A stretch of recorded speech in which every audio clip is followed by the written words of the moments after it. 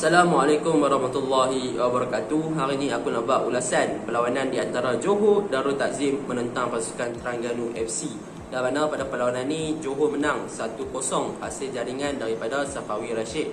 Okey, aku nak mulakan dengan pasukan Terengganu, iaitu tentang kelemahan pasukan Terengganu. Yang mana yang pertama, kelemahan pasukan Terengganu semalam yang paling ketara adalah di awal 10 minit permainan.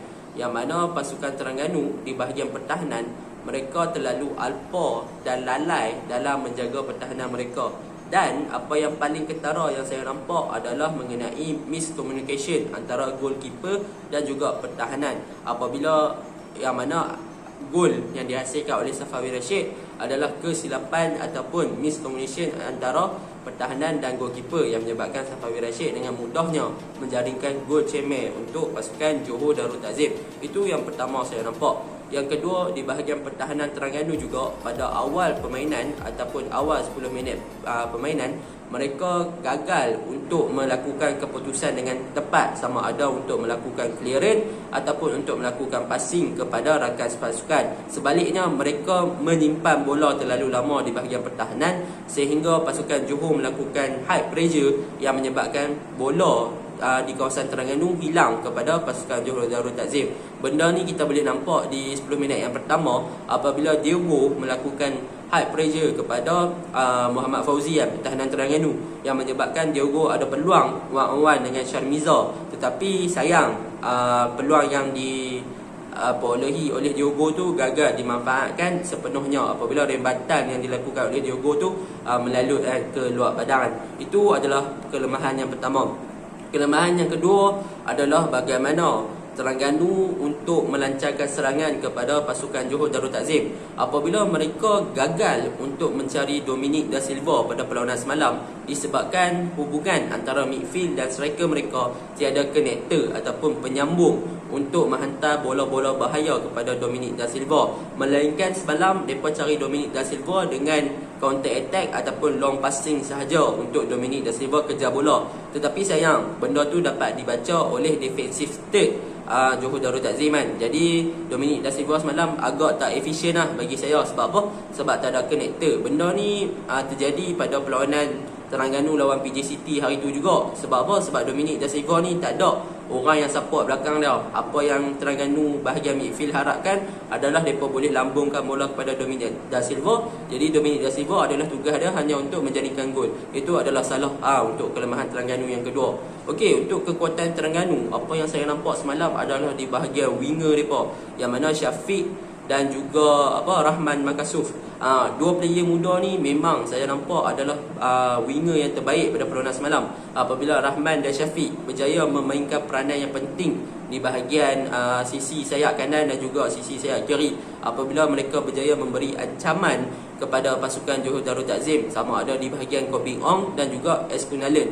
Bahkan sepatutnya mereka dua ni berjaya memperolehi penalti kepada pasukan Terengganu, tetapi disebabkan ref yang gagal untuk membuat keputusan dengan tepat, mereka tak ada penalti untuk Terengganu. Sepatutnya boleh dikatakan 2 atau 3 penalti juga diberikan kepada pasukan Terengganu. Okey, kekuatan Terengganu yang tu yang pertama. Yang kedua adalah mengenai mental mereka selepas 10 minit yang pertama. Yang mana kita dapat lihat untuk 10 minit yang pertama memang mental Terengganu agak down selepas mereka punya pertahanan melakukan kesilapan. Tetapi selepas 10 minit mereka berjaya mengembalikan mental mereka di tahap permainan yang sebenar dan memberi saingan kepada Johor Darul Takzim, yang mana mereka berjaya untuk compact di bahagian pertahanan dan juga tengah ketika Johor melancarkan serangan dan menyebabkan Johor tak mempunyai ruang-ruang untuk menceroboh masuk ke gawang mereka. Itu untuk pasukan Terengganu. Untuk pasukan Johor Darul Takzim pula, kelemahan mereka pada perlawanan semalam adalah mereka kurang kreativiti seperti game-game yang sebelum ni. Yang mana pada game-game sebelum ni kita boleh nampak Afiq Fazail dan Leandro Velasquez yang akan menghidupkan perlawanan. Tetapi pada perlawanan semalam kita seperti hilang jejaknya Afiq Fazail apabila kita nampak Leandro Velasquez sahaja yang cuba untuk melancarkan ataupun untuk menggerakkan serangan.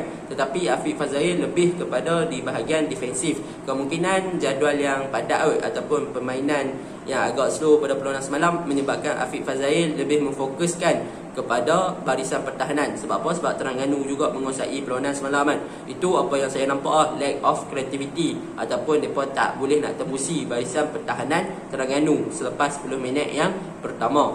Yang kedua, untuk kelemahan Johor Darul Takzim, apa yang saya nampak adalah daripada segi kesinambungan antara Diogo, yang mana semalam apabila Terengganu melakukan tight marking kepada penyerang mereka Diogo tu, Johor Darul Takzim tak boleh nak melancarkan ataupun untuk merencanakan serangan melalui Diogo. Sebab apa? Sebab sebelum ni kita nampak kalau Johor nak mulakan serangan di bahagian attacking, mereka akan gunakan Diogo tu sebagai connector ataupun penyambung. Tetapi pada perlawanan semalam, Diogo diibaratkan sebagai dia dikunci rapat oleh pertahanan, yang menyebabkan dia tak boleh nak lakukan sebarang gerakan yang berbahaya ke gawang Terengganu. Itu adalah satu faktor juga. Afiq Fazaim lebih memfokuskan kepada bertahan, dan juga Diogo dikunci rapat oleh pertahanan Terengganu.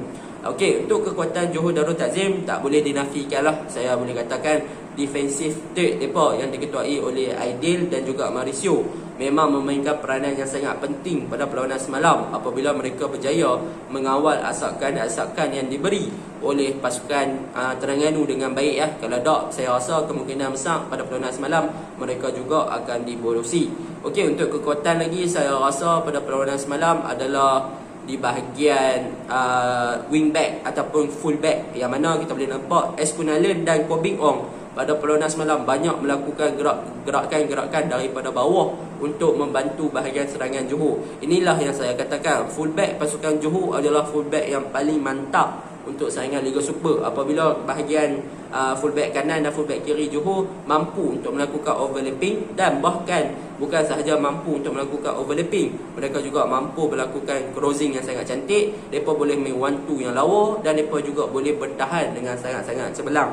Itu untuk pasukan Johor dan pasukan Terengganu.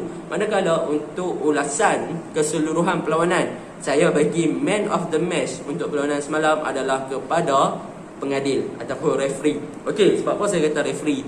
Sebenarnya pada perlawanan semalam, untuk referee dia memainkan peranan yang penting sepatutnya, tetapi referee daripada awal perlawanan lagi dia melakukan bad decision ataupun membuat keputusan yang sangat-sangat teruk terutamanya apabila accident yang pertama berlaku di antara Dominic Da Silva dan juga Nacho Inson, yang mana sepatutnya bagi saya Dominic Da Silva dapat kad merah pada accident tersebut, tetapi hanya layangan kad kuning sahaja diberikan kepada Dominic.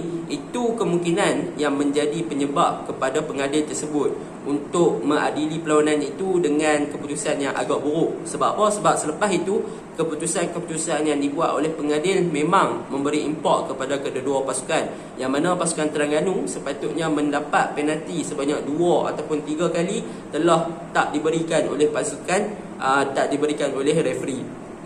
Jadi saya rasa referee pada perlawanan semalam memang agak teruk daripada decision making yang mana perkara ni juga disetujui oleh TMJ yang mana Tengku Mahkota Johor kata sepatutnya Terengganu dapat 2 penalti semalam tapi sayang tak dapat Jadi saya rasa untuk referee semalam tak boleh lagi diberi kepercayaan untuk mengendali Liga Super untuk perlawanan yang akan datang tak kira dia nak adili siapa So ada lagi satu video kontroversi yang mana Shasha Samedov dia pergi bagi tazkirah dekat linesman dia kata you Muslim Lepas tu ref tu pula pergi jawab I pray. Memang kena kecam saya akan letakkan video tu di penghujung video saya.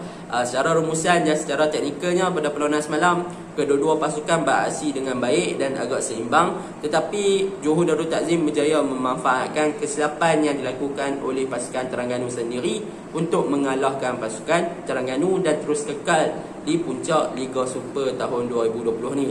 Okey, itu sahaja daripada aku. Sekian, terima kasih.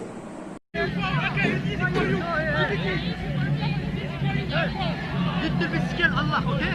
Little bit scared. You Muslim. I pray for no. No pray you. You pray no inside no good you.